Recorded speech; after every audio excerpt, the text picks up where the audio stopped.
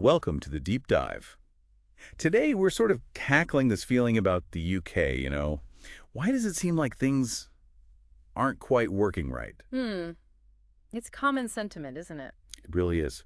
So we're going to try and unpack some of these interconnected things, government debt, maybe the impact of political inexperience, and some of the financial mechanisms that might be shaping the economy. Right, the underlying currents. Exactly. Mm. And we're using a conversation between Freddie and Peter McCormack as our guide here. Yeah. They covered a lot: policy, media, economics. That's a wide-ranging discussion. Yeah. So our mission really is to pull out the core arguments, give you some clarity on the challenges, maybe some potential ways forward, but, without drowning in jargon. Sounds good. Where do we start? Okay, let's dive in. Well, what really stood out from that chat was this shared feeling of unease, like things are a bit off track in the UK. Yeah, a bit fucked was the phrase used, I think. Ah, yes. But it wasn't just vague complaining. They talked about real things, businesses struggling, not much confidence in the latest budget proposals. From labor, specifically. Well, yes. And just a general kind of disillusionment with both the main parties, really. It does paint a picture of a country feeling a bit lost, questioning its direction. Definitely. At a crossroads. And one point that really landed, for me anyway, was about the politicians on the front benches. The observation that many of them seem to lack that, practical business experience. Real-world experience. Running things. Exactly. When you think about the massive economic decisions they make, it's a bit concerning that few have actually, built a business or managed a large payroll. That's a fair point. The conversation contrasted that with the U.S., didn't it? Yeah, mentioning how figures with big business backgrounds like Howard Lutnick being floated for a Trump cabinet role are sometimes in the running for top government jobs there. Which raises questions about the kind of expertise driving policy here versus there. Right. And could this lack of hands-on economic understanding actually be, feeding into some of the bigger problems? It's plausible, isn't it? If you haven't lived the realities of business, maybe policy doesn't quite connect. They also touched on the media landscape here. Polarized, sure. But maybe lacking strong independent voices compared to the U.S. They mentioned Joe Rogan as an example over there. Yeah, someone totally outside the mainstream, attracting huge audiences. Trump using podcast networks, too. So the question was, where does a UK politician go for that kind of long-form, maybe less filtered conversation? The options seem more establishment-leaning, perhaps. Which could mean certain perspectives just don't get that same platform. And that sort of leads us nicely into the big one, government debt. Ah, yes.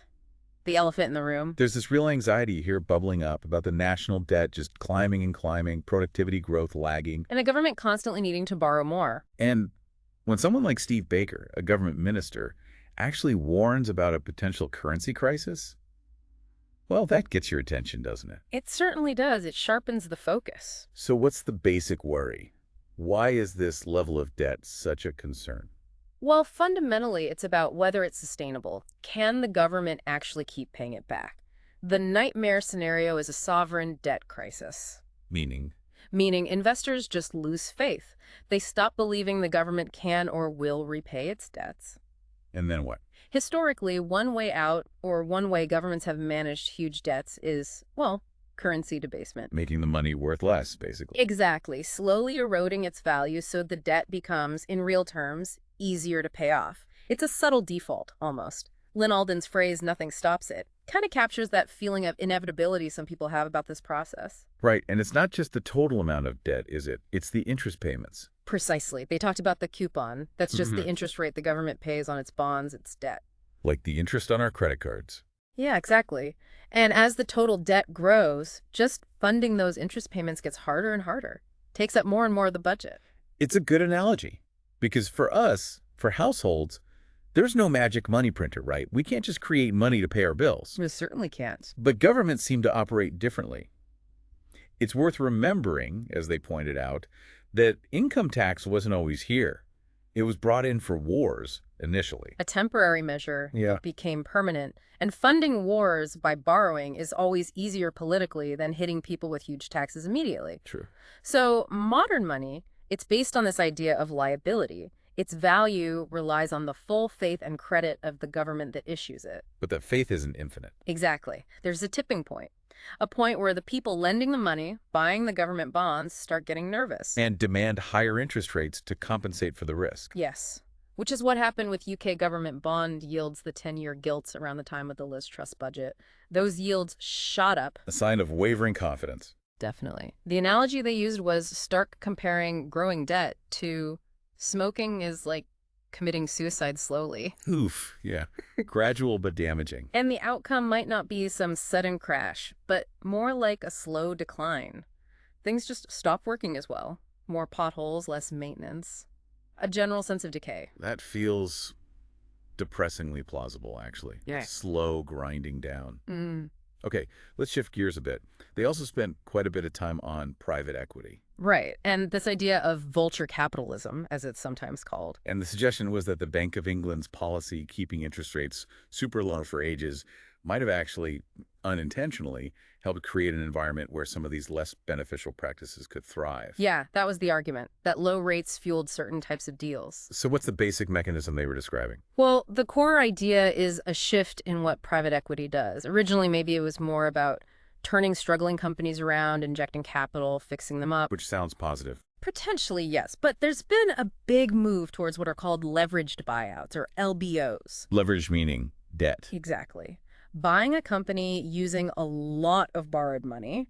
And crucially, the debt used to buy the company often gets loaded onto the company itself. Wait, so the company that's just been bought has to pay back the loan used to buy it? Often, yes. That's a common structure.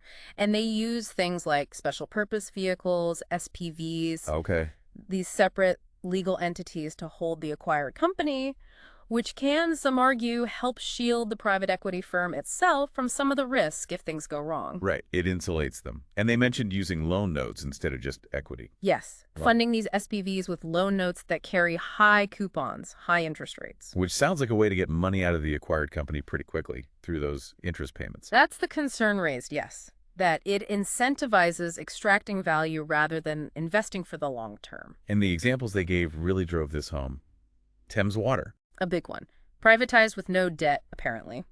Then, under private equity ownership, Macquarie Group was mentioned. Right. It ended up with huge debts, and the argument was that value was pulled out through loans and dividends, while investment in the actual pipes and infrastructure lagged, leading to, well, sewage and rivers. We've all seen the headlines. And Peter's Express was mentioned, too. Similar issues, debt servicing getting in the way of investment, even Manchester United. Under the Glazers, yeah. The debt burden, the lack of stadium investment, it fits the pattern, doesn't it? It does seem to. And this leads to the idea of zombie companies. Kept alive, but not really healthy. Exactly. Kept afloat by financial engineering, by restructuring debt, often enabled by those very low interest rates, but with no real ability to grow or invest or innovate. So the argument is that this system became almost parasitic, feeding off the conditions created by cheap money. That's the perspective put forward, that it was driven by the environment. Low rates meant investors were desperately hunting for returns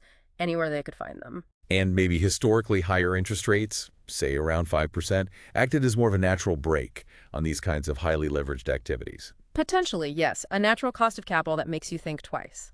They gave an example of a PE firm making a fortune just by flipping an asset. Not by actually improving the business. No, just because asset prices had gone through the roof in that low-rate environment, which suggests capital isn't always going to the most productive places. It really does paint a worrying picture of how financial incentives can sometimes work against, actual real-world value.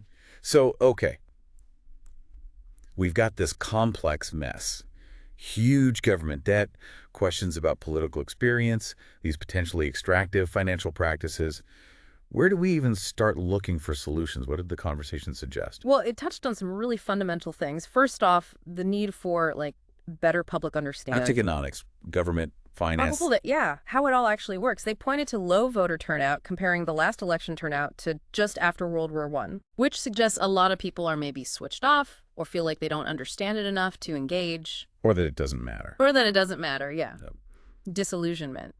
And while democracy is great for peaceful transitions of power, it doesn't guarantee good decisions. Exactly. So there's a need for those in power to actually get and listen to good expert advice, especially from people who've, actually run things in the real world. Back to the business experience point. Yes. And they also mention the potential inertia within the civil service, a resistance to change sometimes being a barrier. We heard some pretty wild examples of inefficiency, didn't we? We did. The HS2 bat shed costing over $100 million, Incredible. or the sheer bureaucracy involved in opening a small business like a coffee shop needing countless approvals, the mandatory wheelchair ramp in a place that apparently made no sense. Yeah, those anecdotes really stick with you. They highlight the waste and the sort of nonsensical red tape businesses face. And problems like business rates not actually helping the town centers they're collected in the Bedford High Street example. It all points to systems not working efficiently. And this then feeds into social issues too, right? Yeah. Drug problems, petty crime, Yeah. linked back to economic decline and maybe not enough police presence. That connection was made, yes. That economic hardship can exacerbate those problems. They even looked at local council spending. Yeah, how much goes on adult and children's social services, raising that question? Are these downstream costs of wider economic failures? It's all so tangled up. It really is, which is why there was this call for a much broader public conversation about government, media, finance, how it all fits together. But the complexity itself is a barrier, isn't it? Like the difference between a coupon and a dividend seems small, but the implications are huge. Totally. It's hard for people to get their heads around. So, any quick fixes suggested? Or shorter-term ideas? Well, simplifying the tax code came up. That comparison between the massive UK tax code on Hong Kong's was pretty stark. Yeah. Getting more people with real-world experience into government again, and maybe looking at things like prisoner rehabilitation, the Timpson example of hiring ex-offenders. That's an interesting one. Positive social impact. Yeah, although they contrasted it with the U.S. private prison system, where the incentives might be a bit perverse. Right.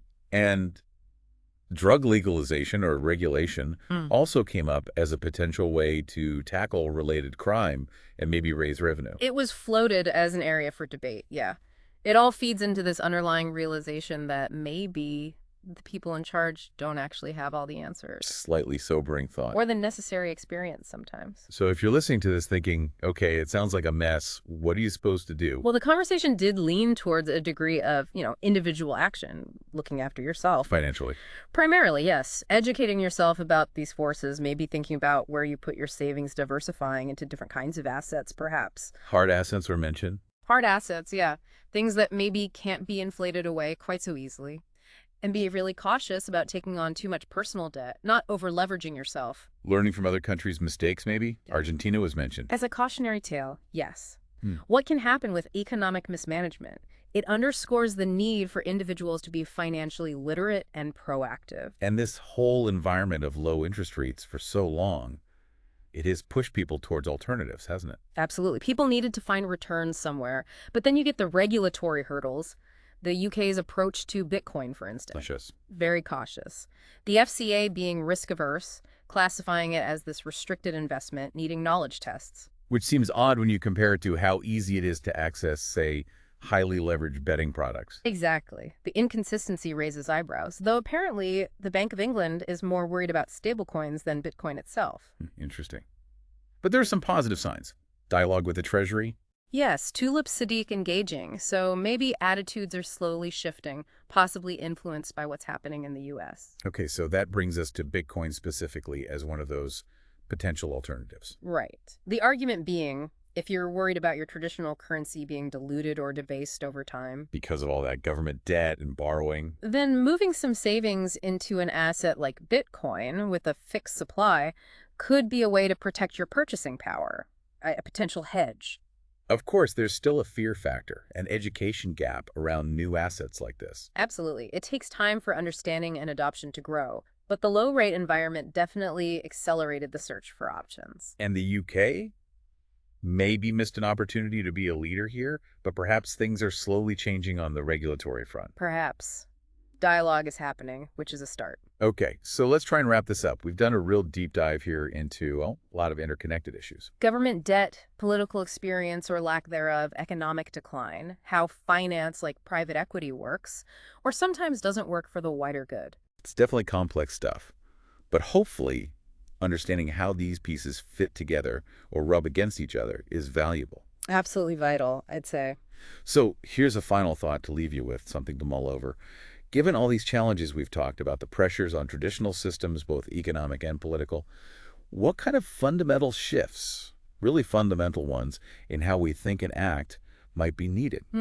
Big question. Yeah. Thinking about both what we can do individually to be more resilient and what needs to change on a bigger systemic level. Where does that balance lie? That tension between individual responsibility and system change. Exactly. No easy answers, but definitely something worth pondering as we navigate, well, whatever comes next. Indeed. Thanks for taking the deep dive with us today.